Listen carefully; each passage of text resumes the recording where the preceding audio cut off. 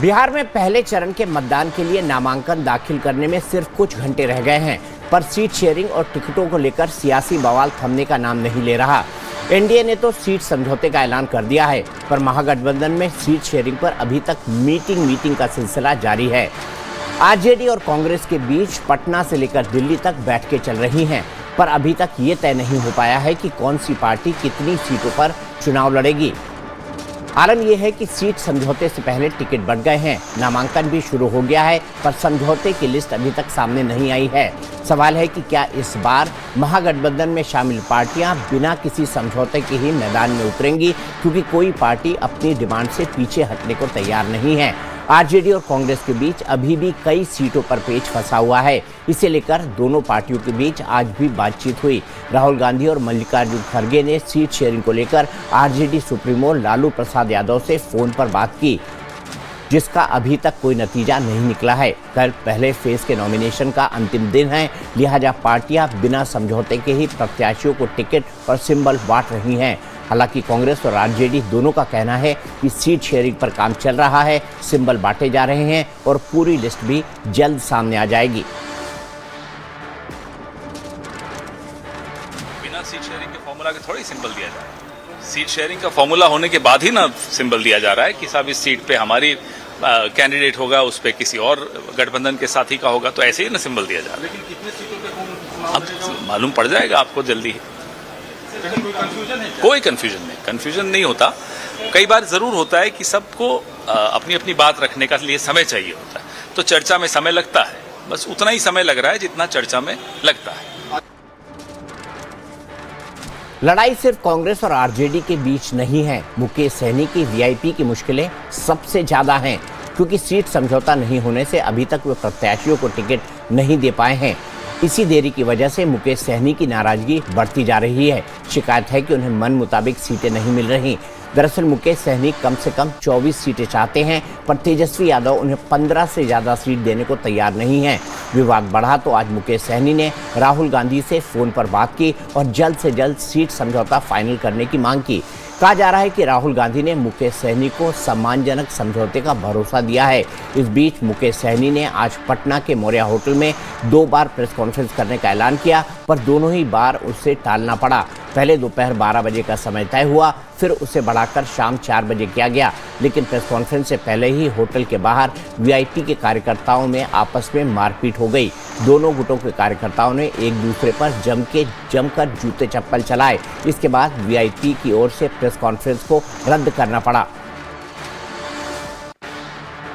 निश्चित ही महागठबंधन में seat sharing को लेके कुछ पेच फंसा, जो कि हमारे आदरणीय मुकेश सहनी सन ऑफ मल्ला के जो उनके हक हुकूक पर कुछ कॉम्प्रोमाइज़ हुआ, तो राहुल गांधी जी इस पर इंटरफेयर किए हैं।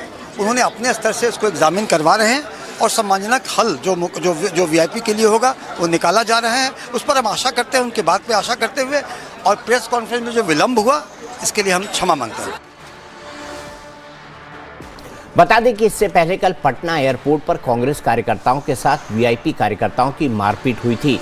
इस बीच मुकेश सहनी ने तेजस्वी यादव को बेवफा बताया है, जिस पर अब एनडीए के नेता भी चुटकी ले रहे हैं। मुकेश सहनी जी का जो सम्मान एनडीए में था और आज जिस तरह से उनको डगरा का बैगन बना करके फेंकने का प्रयास किया जा रहा है, मुकेश सहनी का भी अपना एक सम्मान है, इज्जत है। सहनी समाज आज मल्लाहों के साथ, निषादों के साथ, सहनी के साथ जो अन्याय यूपीए करने जा रही है, और विशेष करके कांग्रेस और राजग अगर मुकेश सहनी का इस तरह का अगर अपमान करेगी, तो हमें लगता है कि मुकेश सहनी जी को भी कहीं न कहीं ठेस पहुंचा है। और आज मुकेश सहनी जी ठीक है, इज्जत बचाने के लिए बेचारे थोड़ा चुप रह जाएंगे, लेकिन मल्ला और निषाद में, सहनी समाज में ये मैसेज चला गया कि यूपीए मुकेश सहनी जी को अपमानित करने का काम कर रही है। तो देखिए कौन बोल रहा है, दिलीप जायसवाल। कौन है वो? बीजेपी के अध्यक्ष। लेकिन दर्द वो बता रहे हैं किसका? वो बता रहे हैं दर्द मुकेश सहनी का। इसे कहते हैं बेगानी शादी में अब्दुल्ला दीवाना। इसी पर और बातचीत करने के लिए हमारे साथ बीजेपी के प्रवक्ता अनिरुद्ध प्रताप सिंह है, डॉक्टर रविशंकर रवि हैं, प्रवक्ता हैं आरजेडी के, और नेता हैं जेडीयू के जीएम शाहीन साहब, वो भी मेरे साथ जुड़ेंगे। रवि जी, मैं सबसे पहले आपसे जानना चाहता हूं कि आखिरकार ये देरी क्यों हो रही है? कल नॉमिनेशन का आखिरी दिन है पहले दौर के लिए, और अभी तक आप अपनी लिस्ट भी फाइनल नहीं कर पाए। ऐसा तो आज तक नहीं देखा गया कभी। थोड़ी देर जरूर हुई है दीपक जी, और लेकिन जिन प्रत्याशियों को टिकट दिए गए हैं वो अपना नामांकन कर रहे हैं, और स्पष्ट हो जाएगा भाई, बिना वो जहां से भी नामांकन कर रहे हैं, ऐसा तो है नहीं कि वो बिना सहमति के या बिना बातचीत के वो कर रहे हैं। और अगर यही हो रहा है तो लिस्ट ही बातचीत डाल है देते ना भैया, लिस्ट ही डाल देते रविशंकर जी। वो हो हमारे क्यों नहीं यहाँ पाया ये? इसका कारण समझा दीजिए। महागठबंधन में हम, देखिए, हम लोग इक्वल पार्टनर्स हैं इस कॉलिशन में। बातचीत में देखिए, हर हर पॉलिटिकल पार्टी इस नेगोशिएशन में, इस बातचीत में, ऐसी कोई पार्टी नहीं है जो ज्यादा सीट नहीं चाहती है, चाहे वो एनडीए हो चाहे वो महागठबंधन हो। एनडीए में भी हो रहा था, हम लोगों ने देखा चिराग जी को जो सीटें मिली, मांझी जी का जो मसला था वो तो कविताएं भी लिख रहे थे। हाँ, हमसे पहले उन्होंने आउट कर दिया अपना लिस्ट, ये बात सही है। लेकिन वहां पे यहाँ पे हम एक इक्वल कोलिशन पार्टनर हैं, जिसमें ये स्पेस है, एक प्रजातांत्रिक तरीके से, एक डेमोक्रेटिक तरीके से बातचीत चल रही है, जिसमें थोड़ी विलंब हो गई। वहां पे वो हाई हैंडेडनेस है बड़ी पार्टियों का। इस बार तो खास करके बीजेपी ने जिस तरह से एक तरह से वो सबसे बड़े भाई की भूमिका में आ गए हैं। बाकी आज तक जेडीयू हुआ करती थी, ज्यादा सीटों पे जेडीयू लड़ती थी, बाकी लोग कम सीटों पे लड़ते थे। इस बार वो बराबर सीट पे आए हैं, और एक हाई हैंडेडनेस के तहत, मतलब वहां एक चुप कराने की परंपरा है। हमारे यहाँ कोई चुप कराने की परंपरा नहीं है, कोई किसी तरह का ब्लैकमेल की परंपरा नहीं है। तो इस बार विलंब थोड़ा सा हो रहा है बातचीत में, लेकिन वो अभी स्पष्ट हो जाएगा। कोई उसमें हम लोगों को परेशानी की बात नहीं है। वो एक समझौते के तहत ही लोग नामांकन कर रहे हैं। समझौते के तहत ही नामांकन कर रहे हैं, तो लिस्ट घोषित हो चुकी है। अनिरुद्ध प्रताप सिंह जी, क्या आप इनका ये आर्गुमेंट बाय करेंगे कि लिस्ट घोषित हो चुकी है, इसीलिए समझौते के तहत जो है लोग अपना अपना नॉमिनेशन कर रहे हैं? मैंने ये नहीं कहा कि लिस्ट हमारी आ गई है, मैंने ये कहा कि अरे लिस्ट आ गई तभी नॉमिनेशन हो रहे हैं ना सर। आपने कह दिया प्रत्याशियों को जाओ चुनाव लड़िए, तभी तो नॉमिनेशन हो रहे हैं ना, वो भी अप्रत्यक्ष रूप से लिस्ट आना ही है। अनिरुद्ध जी जवाब दीजिए। जी दीपक जी, अभी कुछ दिन पहले तक ये लोग कह रहे थे चुनाव का बाइकआउट करेंगे, अब ताबड़तोड़ एक दूसरे के प्रति। यहाँ प्रॉब्लम क्या है कि वीआईपी बनने के चक्कर में सब लोग निषाद और मल्लाह समाज का ये लोग अपमान करने पे तुल गए हैं। भाई, निषाद और मल्लाह समाज का अपमान सनातन ने किया, निषाद राज का भगवान राम ने किया, एनडीए ने किया, लेकिन इन लोगों ने क्या हालत कर दी। एक वीआईपी बन रहे, राहुल गांधी जी वीआईपी बन रहे, उधर राजद के जो नेता तेजस्वी यादव जी वो वीआईपी बन रहे हैं, और आपस में वीआईपी के चक्कर में इन लोगों को इतना मार चल रहा है। आप देखते जाइए कि क्या हालत बना के रख दिया इन्होंने।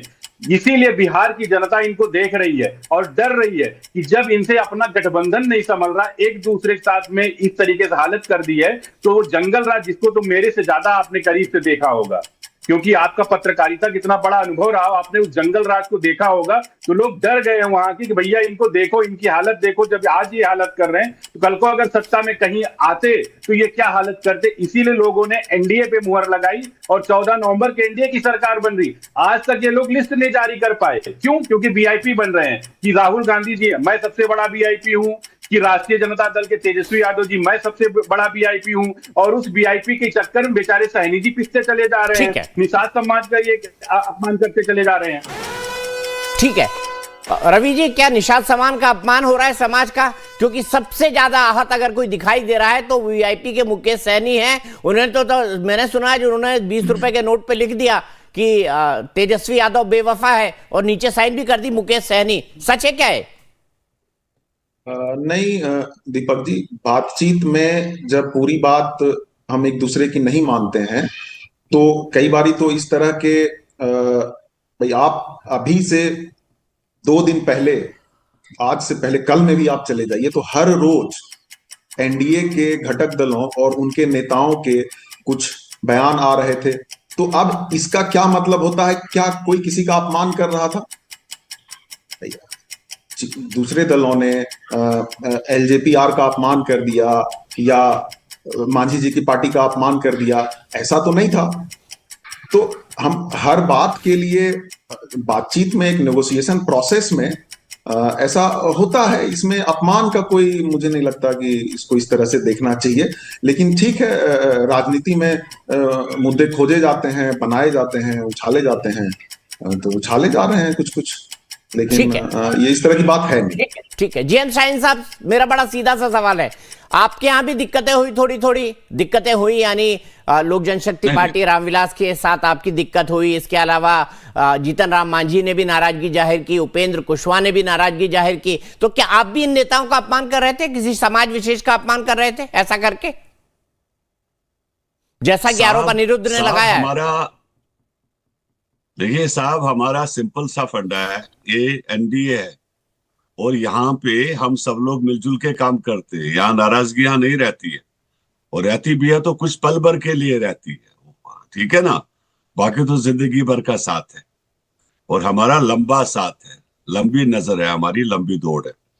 और ये जो साथी बेचारे हड़बड़ा गए हैं, हमने कल भी कहा है, कुछ सीटें हमने अपोजिशन में रखी है इनके लिए, 10-20 सीटें इनके लिए रखेंगे ताकि अपोजिशन में बैठे ये लोग। अब देखिए, हार का असर आज से होने लगा है, पहले से अभी से ये हाल है, तो आगे क्या होगा? अभी तक ये लिस्ट अपनी फाइनलाइज नहीं कर पा रहे, तो आगे इलेक्शन में इन लोगों का क्या हाल होगा। रही बात हम लोगों की, हमारे आप फिक्र मत करिए, हमारी जो दौड़ है वो बहुत लंबी दौड़ है। हमने इस पूरे बिहार को आगे लेकर चलना है, और लोगों में हमने जब जाना है कल को इलेक्शन में, जब हम लोग जाते हैं तो हम अपना काम लेकर जाते हैं। अभी ये लोग जाएंगे तो क्या लेकर आएंगे? न तो इनके पास कोई मुद्दा रहा, न इनके पास कोई काम दाम रहा। इनकी परेशानी हम लोग समझते हैं, और हम चाहेंगे कि उसका इलाज जनता करे, अच्छी तरीके से इलाज जनता करे। तो रही आगे दौड़ने वाली बात। ठीक है, मैं आगे बढ़ता हूं, लेकिन एक दिलचस्प तस्वीर शाहीन साहब आप भी देख लीजिए, अनिरुद्ध जी आप भी देख लीजिए, और मेरे साथ रवि जी आप भी जुड़े हुए हैं, आप भी देख लीजिए। देखिए, ये 20 का नोट है, और 20 के नोट पे क्या लिखा हुआ है? 20 के नोट पर किसी ने लिख दिया है, तेजस्वी यादव बेवफा हैं, और उस पर नीचे साइन हो गया है मुकेश सहनी का। क्या कहेंगे रवि जी, क्या मजाक में ले लेंगे इस बात को कि सीरियसली लेंगे? नहीं, अभी बहुत सारी बेवफाइयां इनके सामने आएगी। दीपक जी, ये मुझे तो लगता है कि इसको ऐसे भी देखना चाहिए कि क्या इस नोट पे मुकेश सहनी जी ने ही लिखा है और उन्हीं के सिग्नेचर हैं, या किसी का ये प्रैंक है। किसी ने इस तरह का, वो करते हैं ना, क्या बोलते हैं उसको, प्रैंक, तो प्रैंक का हिंदी शब्द अभी मुझे आ नहीं रहा है, तो एक तरह का मजाक से बदमाशी करी है किसी ने बदमाशी करी है। चलिए, आप बदमाशी मान रहे हैं, लेकिन बड़ा नोट के ऊपर लिखा हुआ है तेजस्वी यादव बेवफा है, साइन भी है उसके ऊपर। अब कौन बेवफा है, कौन बावफा, इसको